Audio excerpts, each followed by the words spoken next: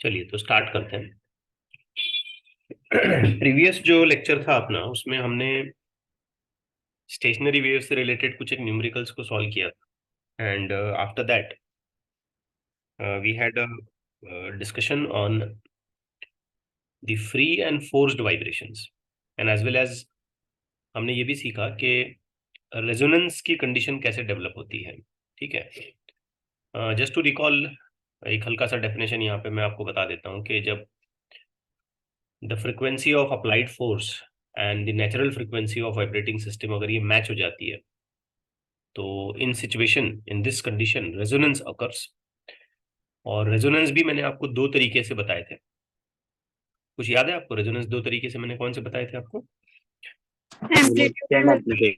Very good. One of the vibration, sorry, one of the resonance is the amplitude based resonance and the another one is the velocity based resonance. In both the cases अगर amplitude based resonance है तो उसमें amplitude resonance में काफी बड़ा, और अगर velocity based resonance है तो फिर उसमें पीक वैल्यू ऑफ वेलोसिटी काफी ज्यादा हो सकती है। अब इसी कॉन्टेक्स्ट में हम लोग ये न्यूमेरिकल डिस्कस कर रहे थे कल। कल in the sense previous lecture में। तो वहां हमसे एक छोटा सा मिस्टेक हो गया कैलकुलेशन में। तो सबसे पहले मैं इस न्यूमेरिकल को दोबारा आपके सामने सॉल्व करता हूँ, and then we will start with the other part of the chapter. यहाँ इस पर्टिकुलर क्वेश्चन में एक वेलोसिटी का एम्पलीट्यूड दिया गया है। So this is what the equation is. ये इक्वेशन है। अब हमसे ये पूछ रहा है कि रेजोनेंस की फ्रीक्वेंसी कितनी होगी, ओमेगा हमें निकालना है। तो आपको याद होगा मैंने ये मेंशन किया था कि जब रेजोनेंस होता है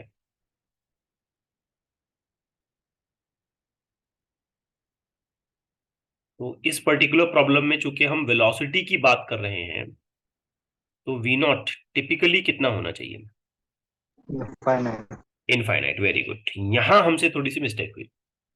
ऑल्दो हम इस बात में बिल्कुल करेक्ट हैं कि टिपिकली थ्योरेटिकली रेजोनेंस की कंडीशन पर वेलोसिटी इनफाइनाइट होना चाहिए, बट प्रैक्टिकल अप्रोच में हमें इसे लिखना चाहिए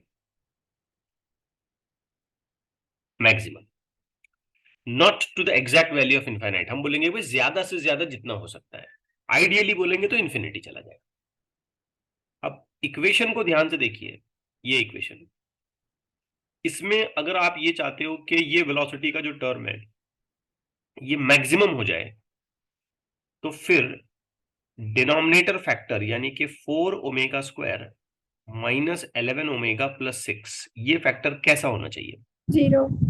यस। अगर हम इंफिनिटी एक्सपेक्ट करते हैं तो जीरो होना चाहिए, लेकिन अगर हम इसे मैक्सिमम एक्सपेक्ट करते हैं तो ये होना चाहिए minimum. Minimum.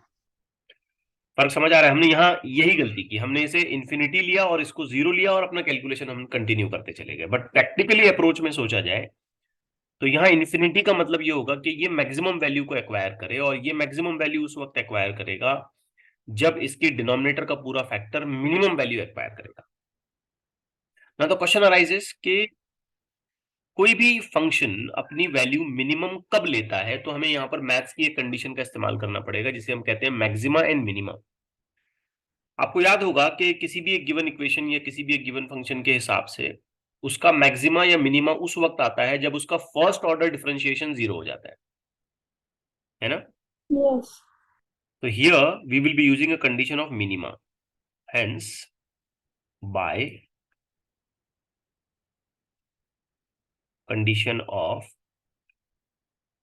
minima, d by d omega of 4 omega square minus 11 omega plus 6 should result in 0. जब इसका फर्स्ट ऑर्डर डिफरेंशिएशन जीरो होगा तभी ये माना जाएगा कि इसकी वैल्यू मिनिमम है। करेक्ट है? मैथमेटिकल कंडीशन तो हमें आती है। अब आप इसे चुपचाप डिफरेंशिएट कर लें, इसका डिफरेंशिएशन बता दें आप, तो क्या आंसर आएगा? 8 omega minus very 11। Good. 8 omega minus 11 and it should be equal to 0। एक हल्का फुल्का कैलकुलेशन करना पड़ेगा। 8 omega is equal to 11, therefore omega is equal to 11/8। 8। ये हमारा करेक्ट आंसर है, और बाय दैट वे हम ऑप्शन के हिसाब से जाएं तो हमको ये आंसर है। ठीक है। अब कल देखो हमने क्या किया था। कल in the sense previous lecture में जो भी हमारा रिकॉर्डेड है उसमें हमने क्या किया था, इसको इन्फिनिटी लिया, इसको जीरो कर दिया, फिर इसको क्वाड्रेटिक लेवल पे सॉल्व करते चले गए, तो ऑप्शन ए और बी दोनों आ रहे थे, है ना।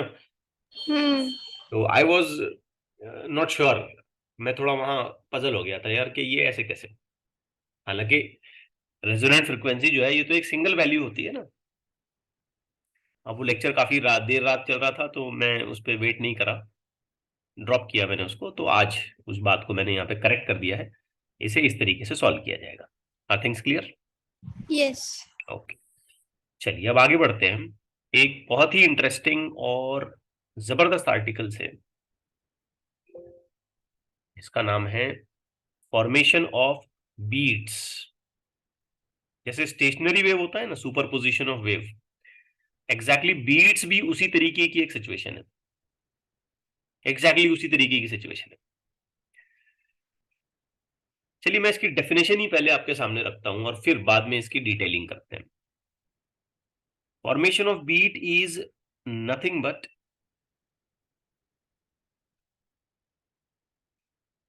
Superposition of two similar type of waves. ठीक है, यहां वर्ड सिमिलर मैं इंटेंशनली यूज कर रहा हूं, कुछ हद तक सेम, ज्यादा हम फेज में वगैरह ऐसा ऐसा कुछ डिफरेंस नहीं देखेंगे उसका, बट चलो इसको ऐसे लिखते हैं, टू वेव्स, सिमिलर वगैरह वर्ड ही इस्तेमाल नहीं करते हैं। Two waves having small difference in frequency. अब ये एक लाइन बड़ी इंपॉर्टेंट है, इसे अच्छे से याद रखिए। बीट्स, ये सिचुएशन कब अराइज होगी? जब हम दो अलग अलग वेव्स का सुपरपोजिशन करेंगे, लेकिन किस शर्त के साथ, किस कंडीशन के साथ, किस अप्रोच में, कि जो वेव्स सुपर इंपोज हो रहे हैं उनकी फ्रीक्वेंसी में थोड़ा सा डिफरेंस है, हल्का सा डिफरेंस है, ज्यादा नहीं, थोड़ा सा, टू द मैक्सिमम, ज्यादा से ज्यादा 10 हर्ट्ज का डिफरेंस, 10 हर्ट्ज से ज्यादा नहीं। ओके, मान लीजिए मैंने एक वेव यूज की ए, उसकी फ्रीक्वेंसी है 350, दूसरी वेव यूज की बी, उसकी फ्रीक्वेंसी है 355। अब इन दोनों को मैंने सुपर इंपोज कर दिया, तो इन दोनों के सुपर इंपोजिशन से जो रिजल्ट बनेगा, जो आउटकम आएगा, जो फॉर्मेट हमारे सामने जनरेट होगा, उस रिजल्ट को, उस आउटकम को, उस फॉर्मेट को, उस ओवरलैपिंग रिजल्टेंट वेव को, ओवरलैप्ड रिजल्टेंट वेव को हम क्या नाम देंगे? Beat beats. अब इसमें और स्टेशनरी वेव में फर्क है। स्टेशनरी वेव में हमने दो आइडेंटिकल वेव्स का इस्तेमाल किया था, ये बात समझे आप, एक्जैक्टली आइडेंटिकल वेव्स थी, सिर्फ इतना फर्क था कि they are travelling in the opposite direction in the same medium. तो फिर मीडियम लूप्स में डिवाइड हो जाता है, और वहां पर हम देखते हैं कि नोड और एंटी नोड बनते हैं। बीट बनाने के लिए भी हम सुपरपोजिशन कर रहे होते हैं, लेकिन सुपरपोजिशन कैसी वेव्स का करेंगे? मेक इट क्लियर, कैसी वेव्स का सुपरपोजिशन करेंगे? टू डिफरेंट जिनकी फ्रीक्वेंसीज में थोड़ा सा, स्मॉल, ये वर्ड बड़ा इंपॉर्टेंट है, बड़ा डिफरेंस नहीं चाहिए हमको, जिनकी फ्रीक्वेंसी में स्मॉल डिफरेंस है, थोड़ा सा। और ये स्मॉल मतलब कहां तक अलाउड है, मैंने आपको बताया कहां तक अलाउड है ये, 10 हर्ट्ज। ज्यादा से ज्यादा जो डिफरेंस आप अलाउड कर सकते हो वो 10 हर्ट्ज का है, इससे ज्यादा बड़ा डिफरेंस नहीं लेना। मतलब आपने एक वेव ली मान लो 300 हर्ट्ज की, और दूसरी वाली वेव ली आपने 500 हर्ट्ज की, और दोनों को सुपर इंपोज कराया, तो बीट्स नहीं बनने वाले, बीट नहीं बनेंगे। बीट कब बनेंगे? जब सुपर इंपोज्ड वेव्स की फ्रीक्वेंसीज में कैसा डिफरेंस है, let it be very clear, कैसा डिफरेंस है? Small small small. और ये स्मॉल मतलब कहां तक अलाउड है? 10 10 10 हर्ट्ज, हर्ट्ज। ज्यादा से ज्यादा 10 हर्ट्ज। ठीक है, ऐसा क्यों, ये सारी बातें मैं आपको बताता हूँ, मैथमेटिकल फॉर्मेट और इसकी कंडीशंस वगैरह सब कुछ, और एक बढ़िया सा साउंड क्लिप भी मैं आपको सुनाऊंगा। उससे पहले एक छोटा सा एनिमेशन देखें, ये कुछ इस तरीके से। अब ये जो रेड और ब्लू वाली वेव्स हैं, इन दोनों का सुपर इंपोजिशन हो रहा है, हम ऐसे मानेंगे, और इनकी फ्रीक्वेंसीज में हल्का सा डिफरेंस है। तो आप रिजल्ट देख रहे हो, कभी कभी मिनिमम एम्पलीट्यूड मिलता है और कभी कभी मैक्सिमम एम्पलीट्यूड मिलता है, लेकिन ये स्टेशनरी वेव नहीं है, इसमें फर्क है। ठीक है, don't get confused here that कि सर ये नोड हो गया एंटी नोड हो गया, no no no, not like that. ये जो मिनिमम एम्पलीट्यूड या मिनिमम इंटेंसिटी हमको यहां सुनाई देगी ना, इसको हम बोलेंगे वेनिंग। क्या नाम देंगे हम इसको? वेनिंग। वेनिंग। और ये जो मैक्सिमम एम्पलीट्यूड हमको दिखाई देगा, इन द सेंस सुनाई देगा, हम कहें साउंड के हिसाब से, जहां पर एम्पलीट्यूड एकदम बढ़ जाएगा सुपरपोजिशन की वजह से, बीट्स होने की वजह से, उसको हम नाम देंगे वैक्सिंग। क्या क्या नाम दिए हमने? Waning and waxing. Waning and waxing. Waxing कैसा रहेगा? साउंड इंटेंसिटी कैसी रहेगी वहां पर, एम्पलीट्यूड कैसा रहेगा? ज्यादा। वैक्सिंग। ठीक है, हाइयर एम्पलीट्यूड्स। बात समझ आ रही है? यस। और वेनिंग, वेनिंग का मतलब क्या होगा यहाँ पे? Lower amplitude. मिनिमम, एकदम कम। अब मैं आपको एक साउंड क्लिप सुनाने जा रहा हूं। मेरे मोबाइल में कुछ एप्स हैं, उन ऐप का इस्तेमाल करके मैं आपको ये साउंड क्लिप सुना रहा हूँ। ध्यान से सुनिए, ये कोई नॉइस नहीं है, ये जनरेटेड साउंड्स हैं। और आवाज आ रही है कि नहीं मुझे थोड़ा सा आप कंफर्म करें। सबसे पहले तो मैं यहाँ पे एक सिंगल फ्रिक्वेंसी प्ले कर रहा हूँ, सिंगल फ्रिक्वेंसी। उसके साथ में कोई मिक्सिंग नहीं, कोई ओवरलैपिंग नहीं, कुछ नहीं। ये मोबाइल रहा, इससे मैंने सिंगल फ्रिक्वेंसी प्ले करना है।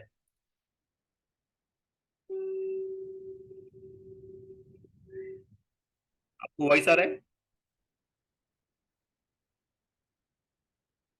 No sir. अभी? नहीं। ओ नो आ सर। रहा। आना चाहिए।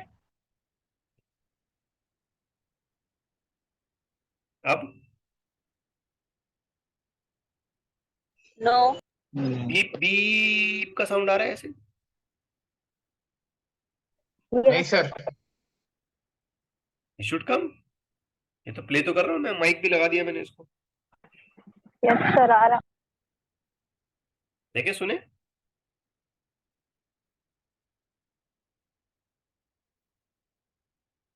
आ रहा है? नहीं।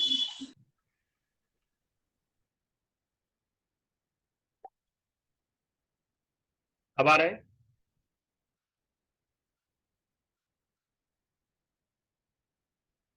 Yes. Is it coming? No sir.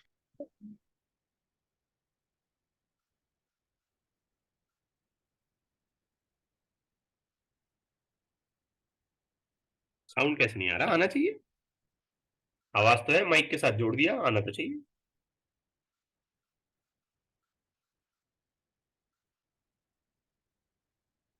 ठीक है।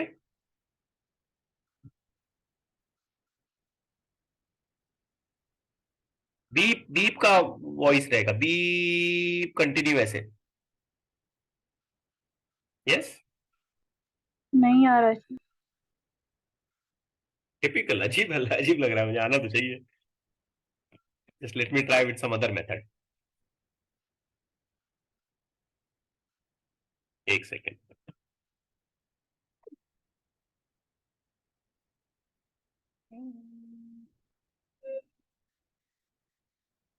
अब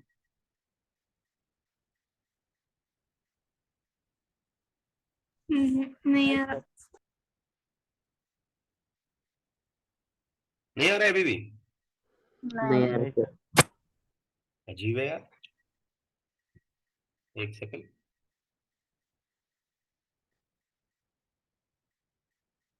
अच्छा, मेरी आवाज आ रही है आपको? यस। Yes sir. तो ये भी आना चाहिए, सामने ही तो पकड़ा है माइक के। स्टार्ट में आ रहा था सर, अभी नहीं आ रहा बस।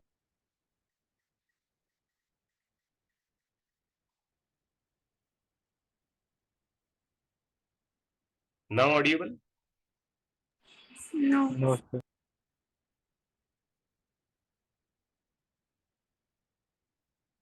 नाउ? No sir. एक्चुअली मैं एक सिंगल फ्रिक्वेंसी प्ले कर रहा हूँ, मे भी रिकॉर्डिंग्स में आ जाए। मैं एक सिंगल फ्रिक्वेंसी प्ले कर रहा हूँ, एक सिंगल फ्रिक्वेंसी प्ले कर रहा हूँ जिसकी आवाज कुछ ऐसे कंटिन्यूअसली ऐसे बी, ऐसे कंटिन्यूअसली उसकी आवाज है। ठीक है। अब मैं जो Yes. बोला वो तो सुनाई दिया आपको? Yes. हाँ, यस सर। अब मैं ट्राई करता हूँ। मेरे पास एक साउंड मिक्सर है, मतलब जिसमें मैंने दो फ्रिक्वेंसीज को क्या कर देना है, मिक्स कर देना है। लेकिन जो दो फ्रिक्वेंसीज मैं कंबाइन करूंगा, सुपर इंपोजिशन जिनका मैं एक्सपेक्टेड करवाने वाला हूं, उनकी फ्रिक्वेंसीज में हल्का सा डिफरेंस है, ज्यादा नहीं। मैंने एक यूज की है 340 और इसको कंबाइन किया है मैंने अराउंड 345। मतलब कितना डिफरेंस है? 5. 5 का। अब सिंगल फ्रिक्वेंसी का जो साउंड था, सिंगल फ्रिक्वेंसी का, वो कंटिन्यूअसली एक सिंगल साउंड था, ऐसे बी, ऐसे कंटिन्यू था। ठीक है, अब आपको आवाज आई नहीं, मुझे थोड़ा शॉकिंग लग रहा है, बट लेट्स सी रिकॉर्डिंग में अगर आ गई तो बहुत अच्छी बात है। लेकिन जब हम इनको सुपर इंपोज कराते हैं, कंबाइन कराते हैं, तो देखें क्या होता है। कुछ ऑडियोबल? Yes. Yes, sir. फर्क समझ आया? आ रही है आवाज अभी? No, sir. नहीं आ रही। अभी तो यस बोले, तो स्टार्ट में आई थी. स्टार्ट में आई। अच्छा, फिर एक बार सुन लो, बंद करता हूं फिर लगाता हूं।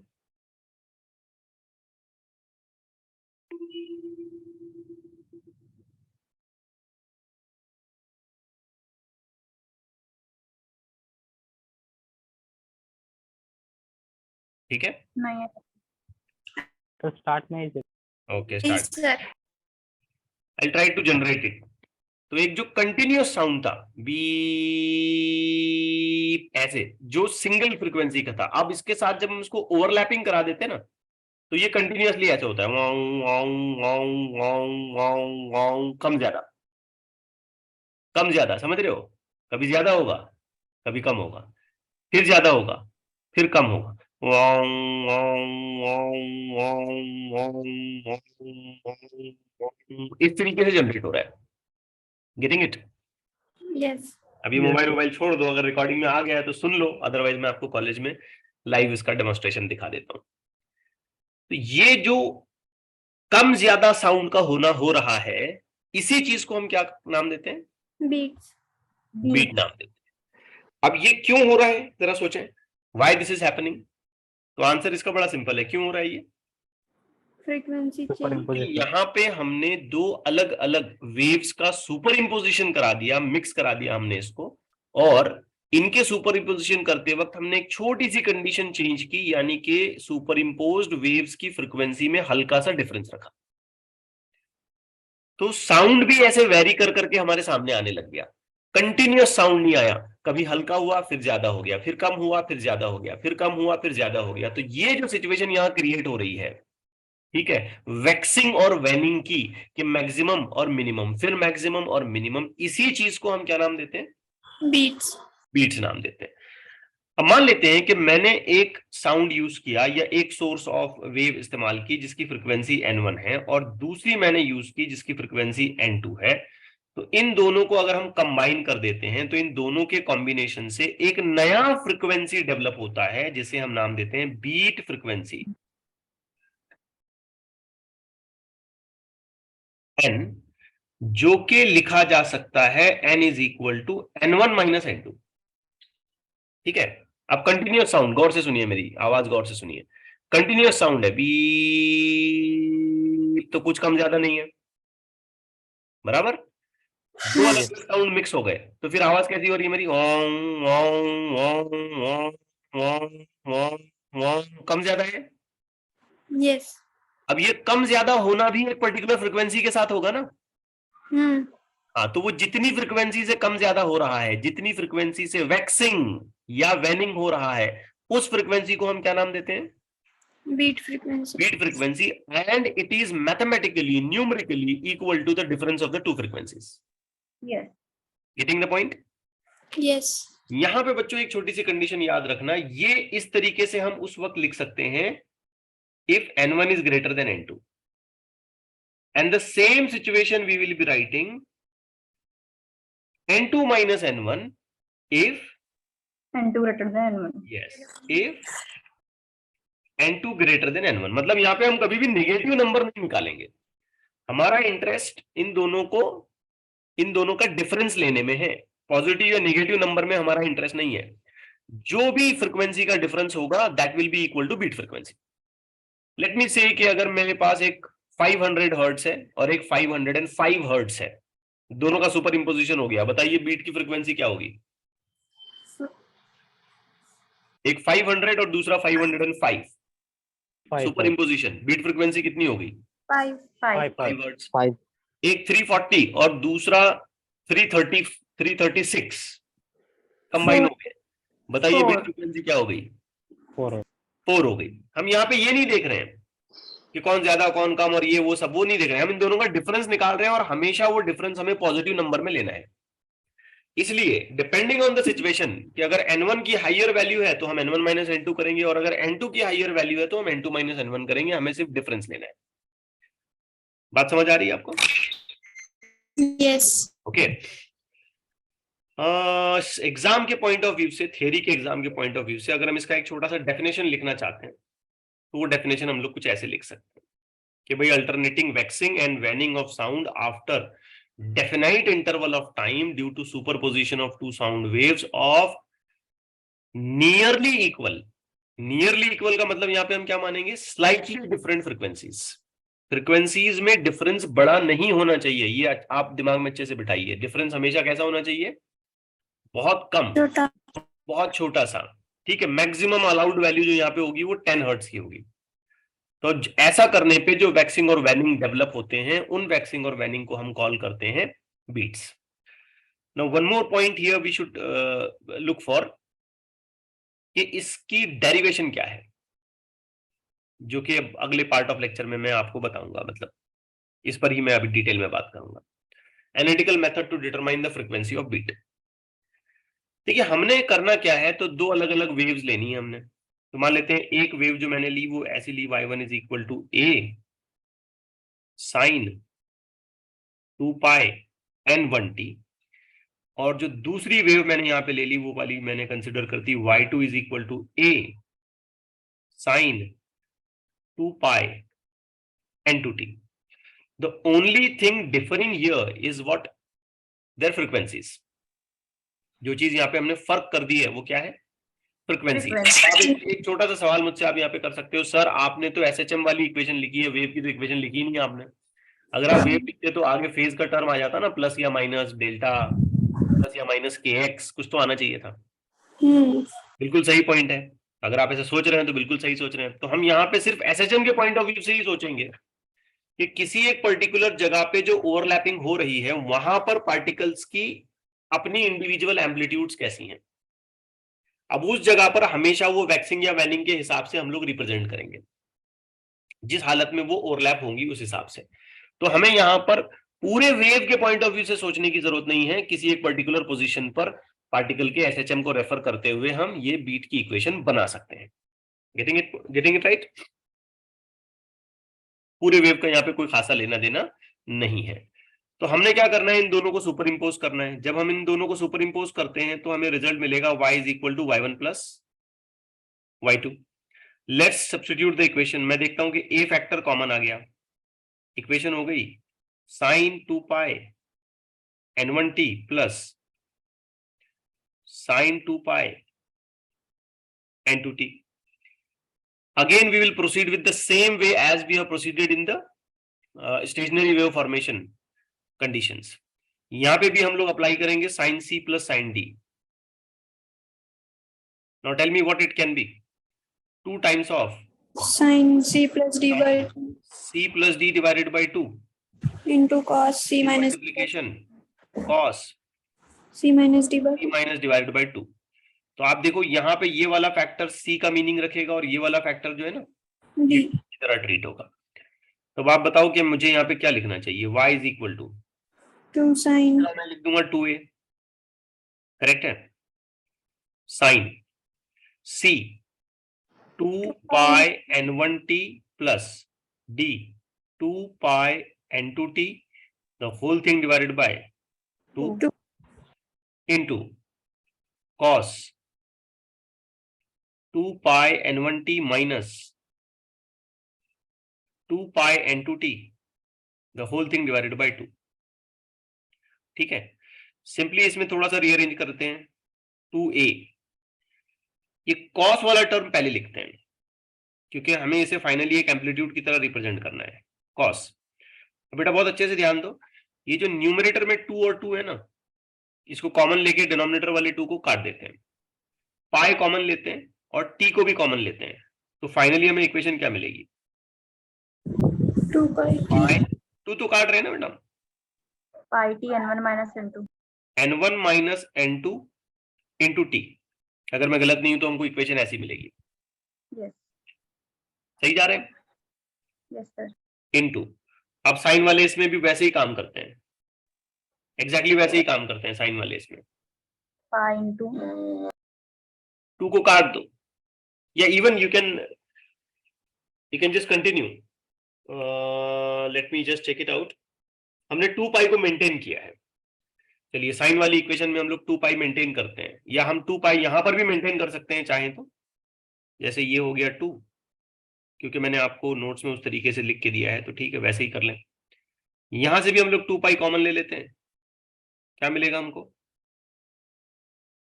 n1 plus n2 divided by 2 into the factor of t। Correct है? Yes. Yes, is it okay? 2 pi common इधर, t कॉमन, बीच में बच गया n1 plus n2 divided by 2। Is it okay with this? yes अब ये जो पूरा term है ना, ये वाला जिसको मैं अभी अंडरलाइन कर रहा हूं, इसको हम रिजल्टेंट एम्पलीट्यूड की तरह ट्रीट करेंगे।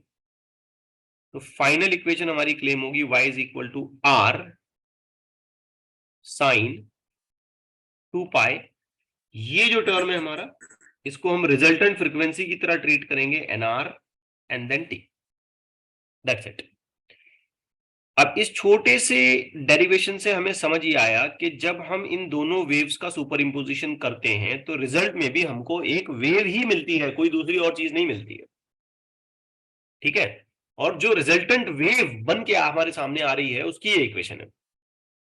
हाँ, इसमें फर्क ये जरूर होगा कि इसका एक अपना एम्पलीट्यूड आएगा और इसकी एक अपनी नई फ्रीक्वेंसी डेवलप हो जाएगी। हमारा इंटरेस्ट अब इस बात को समझने में है कि जो रिजल्टेंट एम्पलीट्यूड है हमने उसको 2 कैटेगरी में डिवाइड कर दिया है।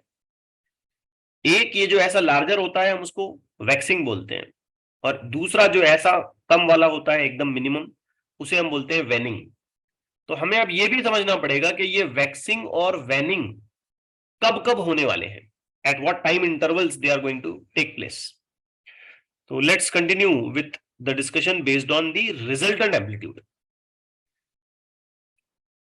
लेट मी रिकॉल हियर कि रिजल्टेंट एम्पलीट्यूड की जो इक्वेशन हमने अभी अभी बनाई वो ऐसी थी, 2a cos, this is 2 pi n1 minus n2 divided by 2। ठीक है, हालांकि आप यहाँ पे 2 कैंसिल कर सकते हो, but let's just continue with it, into t। ये आपका रिजल्टेंट एम्पलीट्यूड है। पहली कंडीशन हम ये जानना चाहेंगे कि गिवन सिचुएशन में हमें वैक्सिंग कब मिलेगा। वैक्सिंग का मतलब क्या बताया मैंने आपको? higher amplitude हायर एम्पलीट्यूड्स, या आप कह लो कि मैक्सिमम साउंड, एकदम इंटेंसिटी बहुत ज्यादा। ठीक है, तो इस R की इक्वेशन से हमें क्या समझ आता है कि वैक्सिंग की सिचुएशन में जो ज्यादा से ज्यादा R का वैल्यू हमको मिल सकता है मैक्सिमम, वो क्या मिल सकता है? 2a। गुड, प्लस और माइनस में 2a, क्योंकि इसके साथ जो एसोसिएटेड फंक्शन है वो एक ट्रिग्नोमेट्रिक फंक्शन है cos, और cos का अपना खुद का मैक्सिमम वैल्यू क्या हो सकता है? 1। 1। ठीक है ना, तो ये R का जो मैक्सिमम वैल्यू हम एक्सपेक्ट कर रहे हैं ये उसी वक्त पॉसिबल होगा जब cos 2 pi n1 minus n2 divided by 2 into t, ये पूरा फैक्टर हमारे लिए हो सकता है प्लस माइनस 1। अब हम फिर सोचते हैं यार cos प्लस माइनस 1 कब होता है? तो आंसर साफ है, जब उसका करस्पॉन्डिंग एंगल यानी कि 2 पाई n1 minus n2 divided by 2 into t, ये वैल्यूज लेगा 0 या पाई, वेरी गुड, या 2 pi 2 पाई या 3 पाई और 4 पाई और इसी तरीके से आगे। मतलब अगर हम इसे सिंप्लीफाई करें तो हम कह सकते हैं कि 2 पाई times of n1 minus n2 divided by 2 into T, taking a value of p pi where the value of p is equal to 0, 1, 2, 3, so on, so on, so on. ठीक? Is it okay? Yes. अब हमारा जो interest है वो इस बात को calculate करने में है कि कितने टाइम पर, एट व्हाट टाइम हमें ये वैक्सिंग मिलने वाली है, एट व्हाट टाइम। तो लेट्स सिंप्लीफाई दिस कंडीशन। अब इस कंडीशन को बेटा मैं यहाँ पे सिंप्लीफाई करता हूं। सिंप्लीफिकेशन के नाम पे मैं सबसे पहले ये करूंगा कि ये पाई फैक्टर और ये पाई फैक्टर यहां से कैंसिल कर दूंगा। उसके बाद ये वाला टी फैक्टर और ये वाला टी फैक्टर मैं यहां से कैंसिल कर दूंगा, और मुझे टाइम की इक्वेशन मिलती है t is equal to p divided by n1 minus n2. n1 minus n2. Now let's start and put up the numbers. p के वैल्यूज को पुटअप करना चालू करो। तो सबसे पहले अगर मैं p की जगह पे 0 लिखता हूं तो मुझे 0th टाइम इंस्टेंट पर वैक्सिंग मिलता है, मतलब एकदम बड़ा हुआ साउंड मिलता है। फिर कब मिलेगा? 1 अपॉन n1 माइनस n2 पर। फिर कब मिलेगा? 2 upon n1. Very good, n1 minus n2 पर। फिर कब मिलेगा? 3 upon n1 minus n2. 3 upon n1 minus n2 पर। And so on. फिर कब मिलेगा? 4 अपॉन n1 माइनस n2 पर, और ये इसी तरीके से चलता रहेगा। अब इसे समझाने के लिए मैं एक छोटा सा एग्जांपल यहां पे लेता हूं कि हमने जिन दो फ्रीक्वेंसीज को कंबाइन किया वो है 340 हर्ट्ज एंड 336 हर्ट्ज।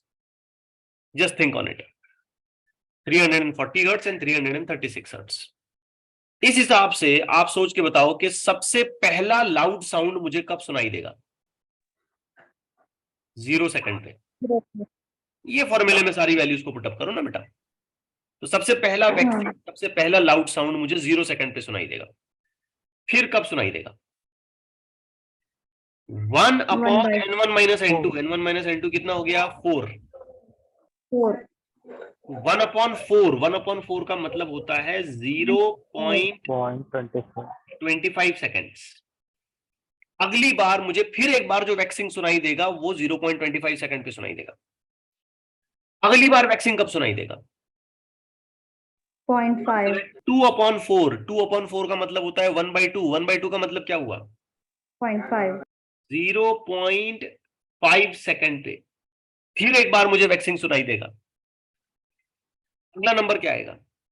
3/4, 3/4, क्योंकि n1 माइनस n2 इन नंबर्स के हिसाब से 4 है। 3/4, 3/4 का मतलब हो गया 0.75 सेकंड, और फिर एक बार मुझे वैक्सिंग कब सुनाई देगा? 1 second. Very good, it will be in 1 second. तो हम ये देख रहे हैं कि ये वैक्सिंग लगातार कंटिन्यूअसली रिपीट होता जा रहा है at a certain interval of time. Continuously वो एक पर्टिकुलर इंटरवल ऑफ टाइम पर रिपीट करता जा रहा है ना। 0 सेकंड के बाद 0.25 सेकंड पे आया, 0.25 सेकंड के बाद 0.5 सेकंड पे आया, 0.5 सेकंड के बाद 0.275 सेकंड पे आया, फिर 1 सेकंड पे आया। मतलब कितने टाइम के बाद वो रिपीट हो रहा है? 0.20. Very good, 25. Very good. हर अगले 0.25 सेकंड के बाद वो रिपीट हो रहा है। तो अब अगर मैंने आपसे ये पूछा कि इस वैक्सिंग के बनने का टाइम पीरियड क्या है, तो आप क्या बोलोगे? इस डेटा को अगर मैं फॉलो करता हूं बेटा, तो आप सिंपली ये बोलोगे कि इस वैक्सिंग के बनने का टाइम पीरियड है 0.25 सेकंड। करेक्ट है? Yes. Yes, sir. तो इस हिसाब से अगर मैंने आपसे ये क्वेश्चन किया कि यहां मुझे बताइए कि मैं टाइम पीरियड कैसे लिखूं, यहां कैसे लिखूं, तो यहां वैक्सिंग बनी थी और यहां वैक्सिंग बनी थी, क्या इन दोनों टाइम को मैं माइनस कर दूं? वही तो किया आपने यहाँ पे। या फिर यहां वैक्सिंग बनी थी और यहां वैक्सिंग बनी थी, तो इन दोनों टाइम को माइनस कर दो, सेम आंसर आएगा।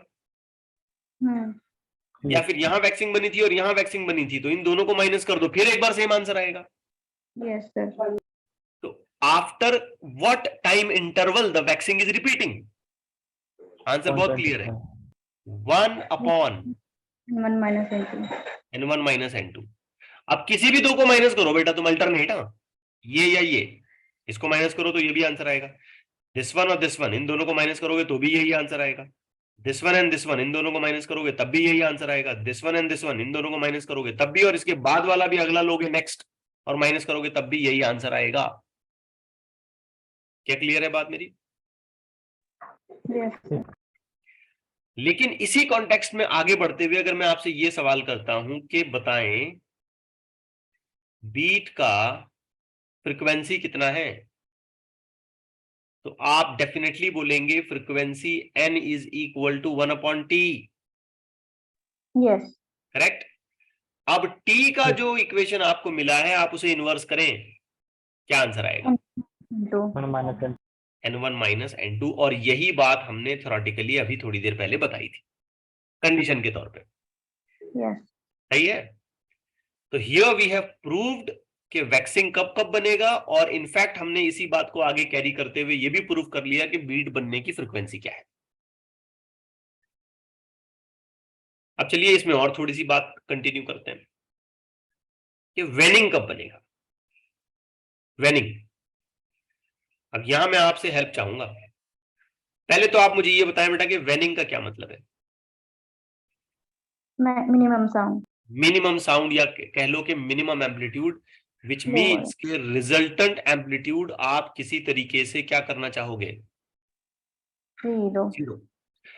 अभी अभी आपने देखा कि रिजल्टेंट एम्पलीट्यूड का अपना एक खुद का इंडिपेंडेंट इक्वेशन है, 2a cos 2 pi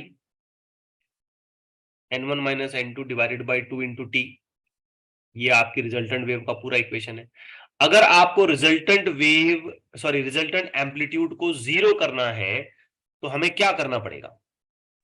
think on it. क्या करना होगा हमें? क्या हमें किसी तरीके से कॉस फंक्शन को Zero करना पड़ेगा. जीरो करना पड़ेगा, क्योंकि 2a फैक्टर तो जीरो होने वाला नहीं है, 2 तो है यहाँ पे, a हमेशा से रहेगा, a भी जीरो नहीं होगा, a इंडिविजुअल एम्पलीट्यूड है। तो अगर ये टोटल वैल्यू जीरो हो रही है तो ये उसी वक्त पॉसिबल है जब इसका करस्पॉन्डिंग कॉस फंक्शन क्या हो जाता है? Pi/2. अच्छा, कॉस फंक्शन जीरो कब होता है? ये भी सोचने वाली बात है। तो आंसर है जब उसके करस्पॉन्डिंग एंगल्स, ये उसका करस्पॉन्डिंग एंगल है इतना बड़ा, ये कौन सी वैल्यूज लेगा? Pi/2. Very good. π/2, 3π/2, 3π/2, 5π/2, 7π/2 and so on. ऐसी कंडीशन में ये जीरो हो सकता है। Now let's write this same equation with certain simplification. n1 minus n2 divided by 2 into t is equal to, इसे ऐसे लिखते हैं 2p minus 1 pi/2 where the value of p is starting from 1, 2, 3, 4, 5 and so on. Just put up p is equal to 1. इसका result क्या हो जाएगा? p की जगह पे 1 पुटअप करो, ये रिजल्ट क्या होगा? Pi/2. p की जगह पे 2 पुटअप करो, 3π/2. 3π/2, p की जगह पे 3 पुटअप करो, 5π/2. 5/2, मतलब we will be getting this sequence. Again we are interested in a situation कि ये वेनिंग कौन से टाइम पे होने वाली है, मतलब हमको टाइम निकालना है। तो टाइम निकालने के हिसाब से हम यहाँ पे थोड़ा सा कैलकुलेशन करते हैं। सबसे पहले हम क्या करते हैं, ये पाई और ये पाई काट देते हैं, उसके बाद ये वाला 2 और ये वाला 2 काट देते हैं और इक्वेशन फॉर टी बनाते हैं। तो इक्वेशन फॉर टी क्या बनेगी, ध्यान से देखो, 2p minus 1 divided by 2 into n1 minus n2। ध्यान दिया आपने? ये n1 माइनस n2 में सिर्फ इधर नीचे मल्टीप्लाई कर रहा हूं, बाकी सब रीअरेंजमेंट है। Are things clear? Yes. Now substitute 1 by 1, ये नंबर्स एक एक करके पुटअप करते हैं कि भाई पहली बार वैक्सिंग कब बन रही है, सॉरी वेनिंग कब बन रही है। आओ कैलकुलेशन करते हैं। p की जगह पे 1 पुटअप करो, क्या आएगा आंसर? 1/2 शाबाश, very good. 1/2 into n1 minus n2. Times of n1 minus n2। Perfect, good. अगली बार कब बन रही है? 3/. Very good, 3/2 times of N1 n1 minus n2। ये 3 कैसे आया? तो मैं p की जगह पे ये 2 पुटअप करूंगा, 2 into 2 4, 4 minus 1 3, बाकी डिनोमिनेटर तो जैसा है वैसे। अच्छा ये बताओ अगली बार कब बनेगा?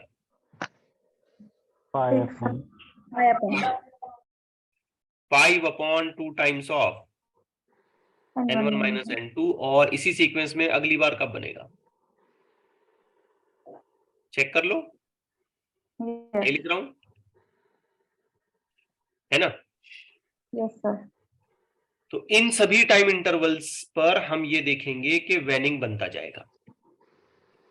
अगेन इसका छोटा मोटा कैलकुलेशन करके हम ये प्रूफ कर सकते हैं कि ये टाइम इंटरवल कब कब आने वाले हैं, जस्ट लाइक हमने यहाँ पे ऐसे किया ना, वैसे हम इसके लिए भी कर सकते हैं।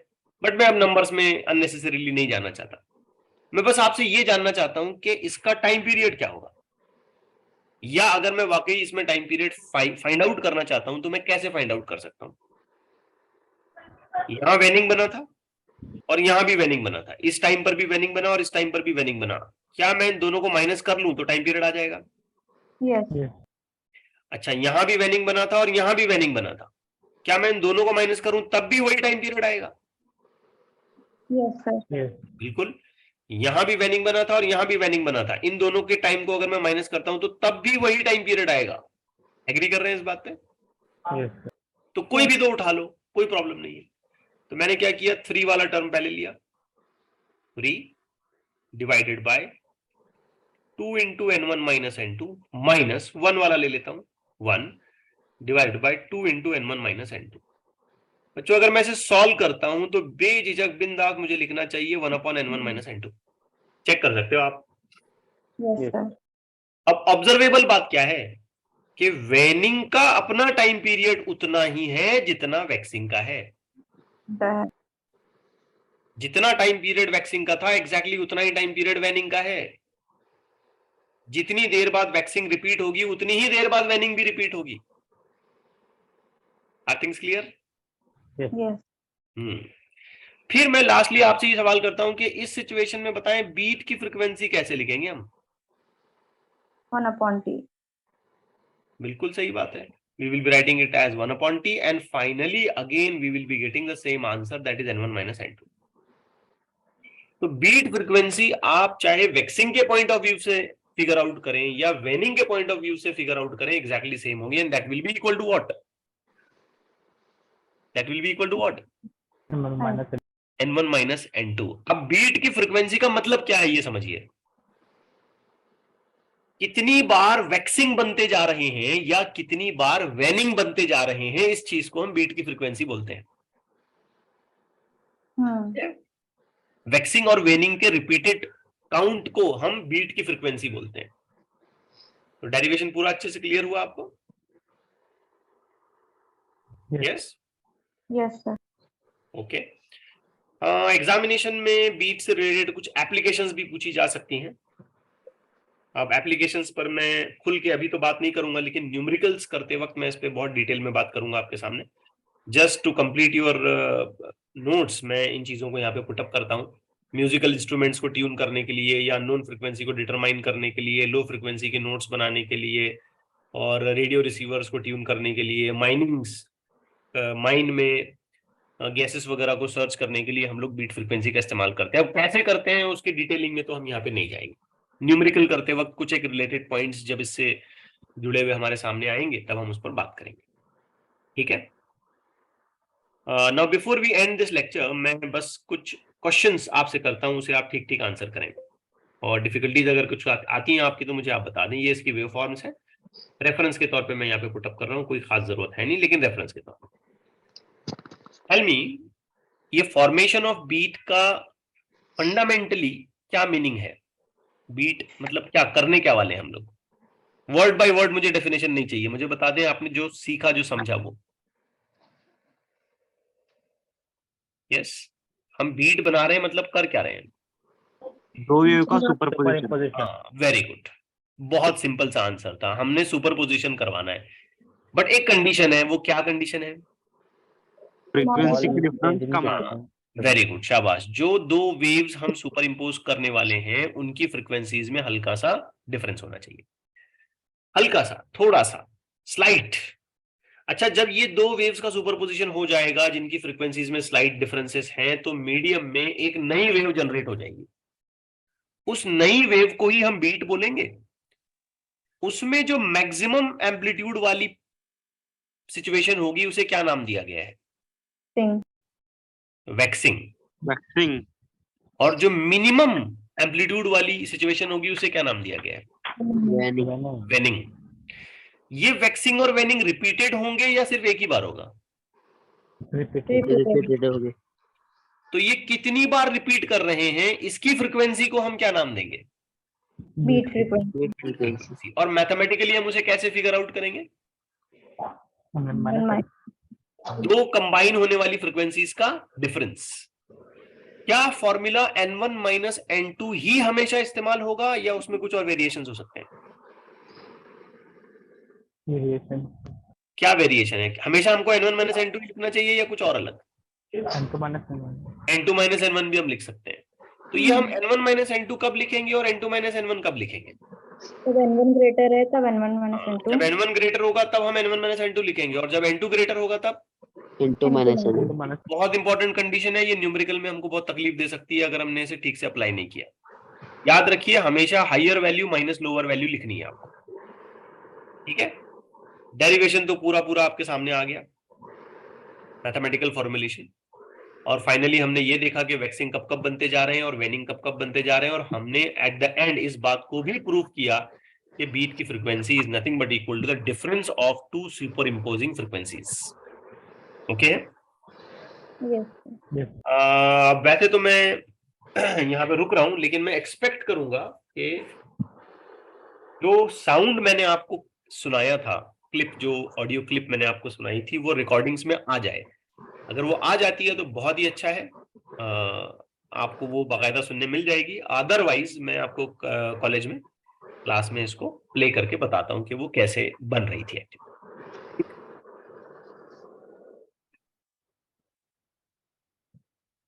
ओके, रुक जाए फिर यहाँ पे। यस।